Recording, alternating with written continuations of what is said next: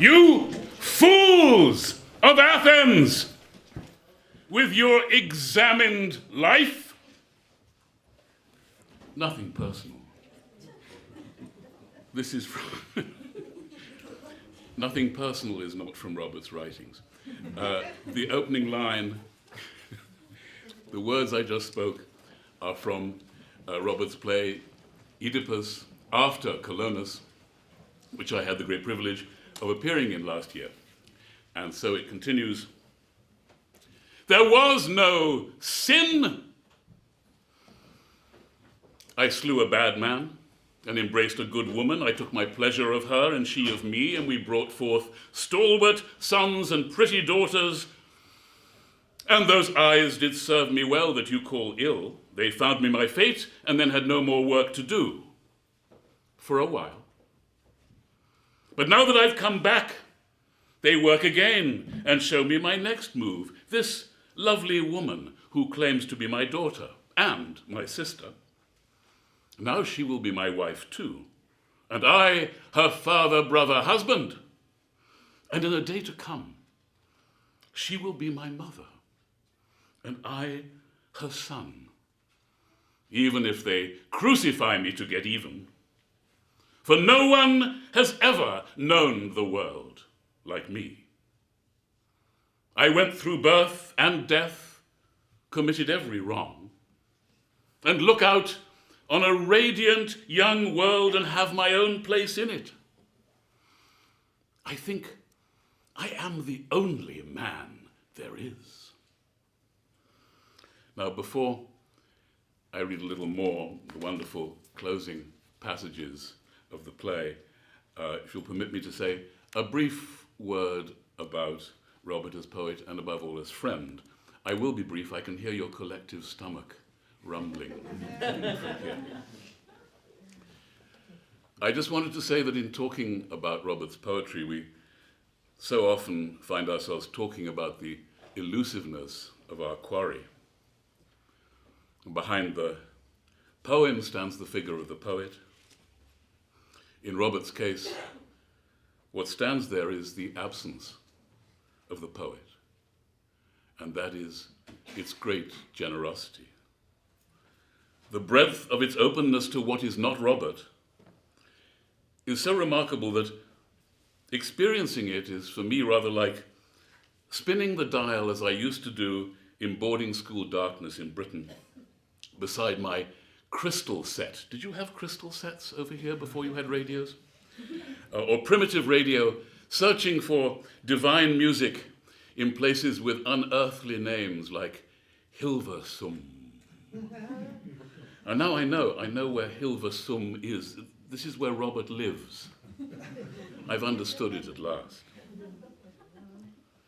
You spin the dial through 100 wavelengths, blips of news from all muses transmitting at the time. He is the aperture, the opening up. And these days, the news he brings us grows more simple every day until we have the frightening sensation that he will speak the end of speaking. If I remember nothing from the myriad wonderful things that have been said today, I will remember the shock of Mary quoting Robert in his mother's voice, addressing him as Bobby. I could feel the shock run through the room. And I felt for a moment that I saw the figure of the poet behind the poem. Some Roberts are forever Bobby, Fisher, Kennedy, and some are forever Robert. I want to just say a word about Robert as a friend. As a friend, he's been the great treasure of the latter part of my life. He's been a supreme friend, supreme in his kindness, in his infinite care and attention to detail, in his tenderness, in his listening, his lending of so much of himself, his encouragement, his compendious knowledge of my own work, his attention to my careless health and diet, his courtesy, his availability. For all these things, I want to thank him for being my friend and for the gift of his friendship, which has restored to me a childhood image of what loyal and generous friendship can be. So back to Oedipus. And now it really is my time to go.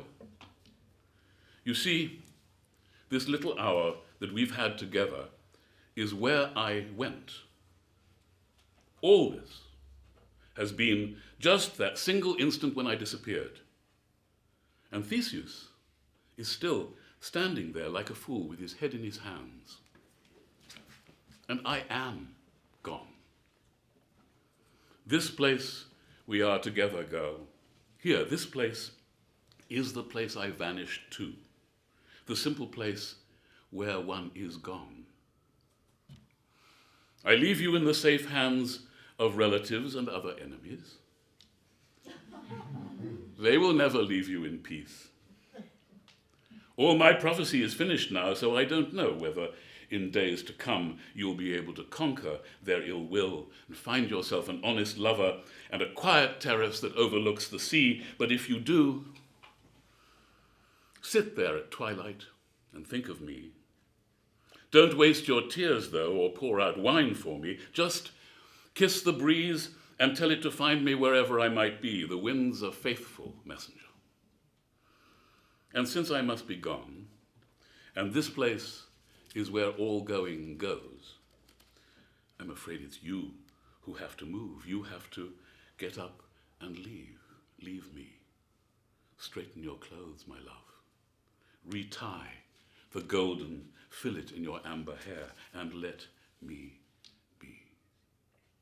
You, foxes of the woods, you wheels of every vehicle, you whistling lips of working men, you roads and rivers, you who I meant all my life, you foxes and you wolves, you cars and chariots, you temple harlots and businessmen, you water and you candle wax, you broken glass and cherries, you teenage shepherds sobbing for love, you sheep and shanty towns, you gods and peonies, you milk and thistles. I have to leave you now, and to you I leave with not much hope the proper orb and governance of things, since in my absence you have to rule the world. This poor old king with broken feet has found a better way to travel and is gone.